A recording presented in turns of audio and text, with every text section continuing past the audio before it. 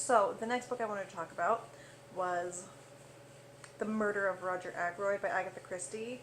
I've read this book before, and actually I selected it specifically for a reread challenge. And the reason I picked it was because I've read other Agatha Christie novels, and I can see why they became popular, but they weren't really for me. The others that I've read were The Big Four, which is a Poirot novel, and Sleeping Murder, which is a Miss Marple novel. And The Big Four was billed as the last Poirot adventure, but Christie wrote it well before she died, anticipating that she would need a last Poirot adventure. And so it's much less mature than The Murder of Roger Ackroyd, and Poirot is just not really that likable in The Big Four. I couldn't get into it, and I love Poirot. And then Miss Marple really did not do it for me. All of the characters in Sleeping Murder were so stupid.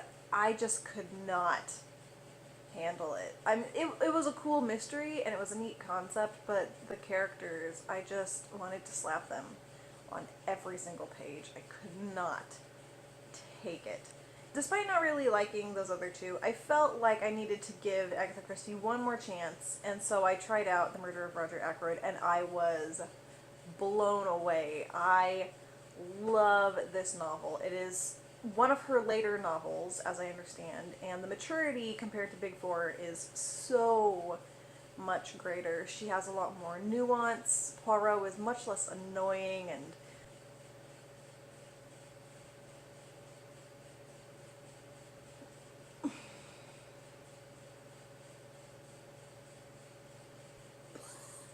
the mystery itself is much more complex, way less bombastic, and I just really loved it. My favorite part of the book when I first read it was the reveal at the end.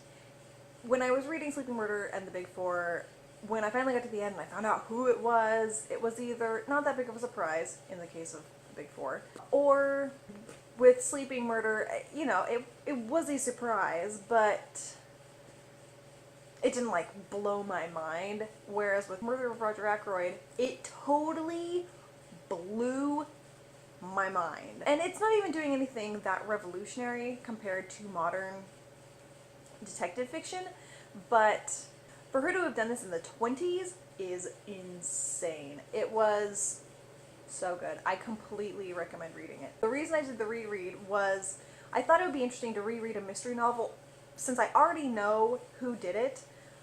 When I read it the first time, I was completely blindsided. I did not see the reveal coming, and actually when the reveal came, I was like, no, that can't even be. And then Poirot was like, A, B, C, D, E, F, Aaron, and I'm like, and so I wanted to reread it so that I could see if I was just being really stupid the first time I read it, which is a sadly common occurrence for me, or if it was really as complex and as crazy as I thought it was, and it was.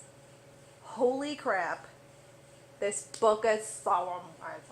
I only have like a couple little pet peeve problems with it. Sometimes the minor characters seem a little bit extra stupid, if you know what I mean. Not all of them are that way, but sometimes you're just like, wow. And you're a police officer? And also Christie uses an older spelling of the word clue, which is C-L-E-W, and I just can't, oh god.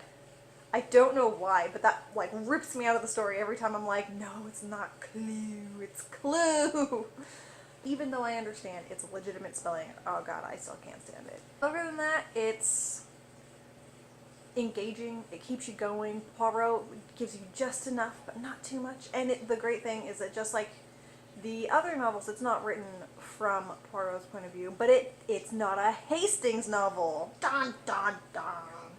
He picks up a different sidekick for this book, and it's awesome. As long as you're looking for something to read that's kind of fluffy and easy and is not going to like tax you or challenge your preconceptions about life, The Murder of Roger Ackroyd is a great piece of work. It's only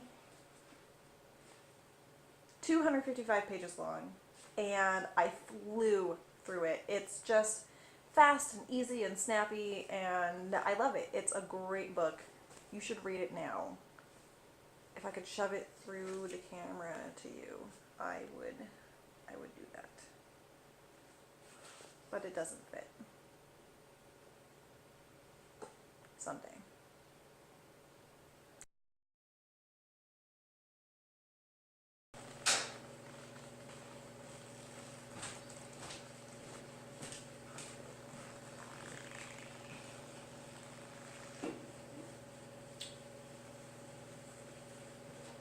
I love you. Love you too.